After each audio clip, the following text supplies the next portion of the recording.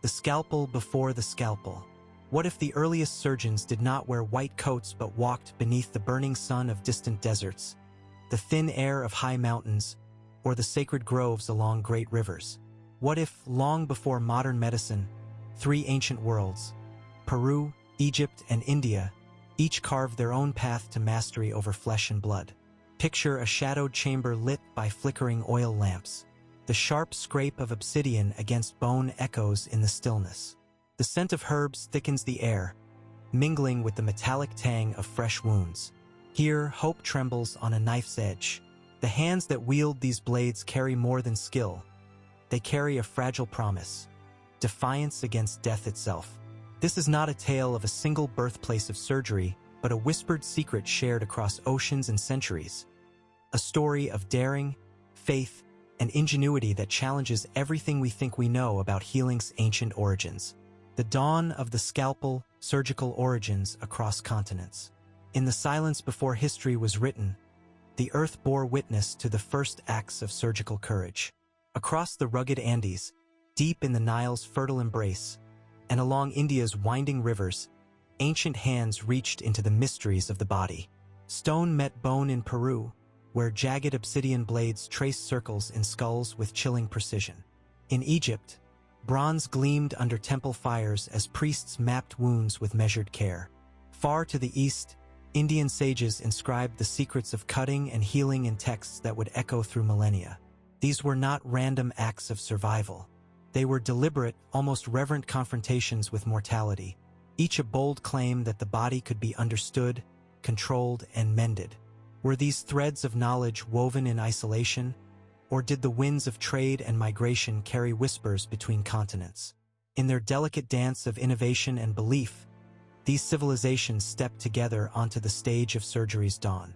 Sacred scalpel surgery as divine rite in Egypt. In Egypt, surgery was a sacred act, a delicate communion between the mortal and the divine.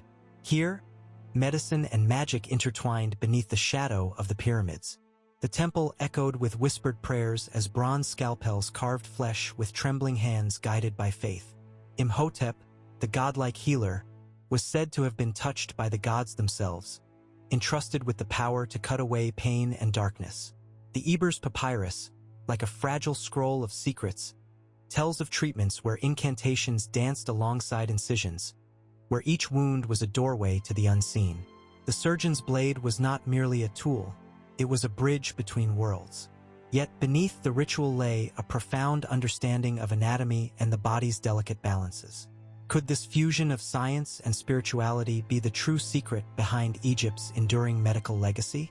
The Peruvian pioneer mastery of cranial surgery. High in the jagged peaks of the Andes, where thin air sharpens both mind and muscle, the Peruvian healers practiced a surgery as audacious as the mountains themselves. Here, in the shadow of great stone terraces, obsidian blades whispered through skulls, carving precise holes to release unseen pressures. The silence of the highlands was broken by the courage of those who dared to open the gateway to the mind. Archaeological shadows reveal warriors who survived multiple trepanations, a testament not only to surgical skill but to an unyielding will to live. Their bones tell stories of pain, resilience, and a mysterious harmony between body and spirit. Was trepanation a remedy, a ritual, or something deeper? A bold attempt to wrest control from forces beyond human understanding? In these mountains, surgery became a dance of survival and belief, etched in bone and time. The Sushruta Samhita, India's surgical magnum opus. On the banks of the sacred Ganges, a voice from the distant past echoes with authority. The voice of Sushruta, the ancient master surgeon. His text, the Sushruta Samhita, unfolds like a living tapestry of knowledge. Scalpels and sutures described with the precision of a poet, instructions etched in a language of compassion and discipline. Here, surgery is not mere mechanics but an art form intertwined with ethics, spirituality, and a deep respect for life's fragile thread.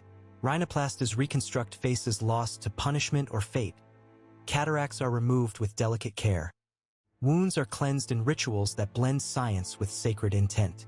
Sushruta's legacy is a bridge between past and future, body and spirit, man and healer. reminding us that the quest to master the human form is as old as civilization itself.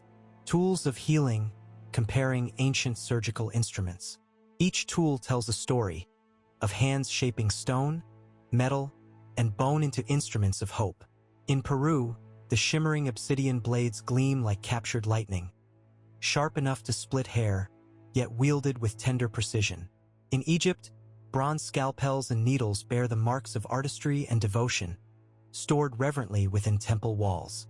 In India, curved knives and spoons, crafted with exquisite detail, speak of a surgical culture both practical and profound.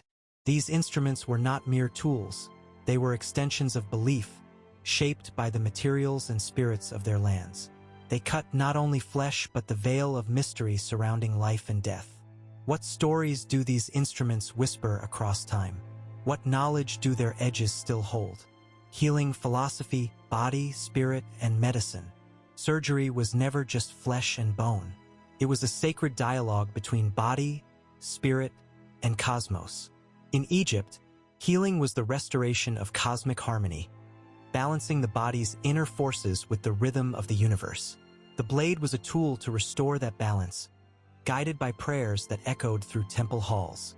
India's Ayurvedic tradition saw health as a dance of dashas, energies flowing and colliding in intricate patterns. Surgery was but one movement in this cosmic dance, inseparable from herbs, meditation, and ritual purification. In Peru, the surgeon's knife may have been a channel to release spirits or renew life's breath, blending the tangible and intangible into a singular act of healing. These philosophies remind us that ancient surgery was as much about healing the soul as the body, inviting us to reconsider the essence of medicine itself. Who truly invented surgery? A tapestry of ancient genius. To seek a single inventor of surgery is to chase a shadow in a hall of mirrors. Egypt, Peru, and India each spun their own threads of genius. Brave hands, sacred rites, and relentless curiosity converging in parallel symphonies of healing. Surgery was not a solitary birth but a chorus of discovery, echoing across deserts, mountains, and rivers.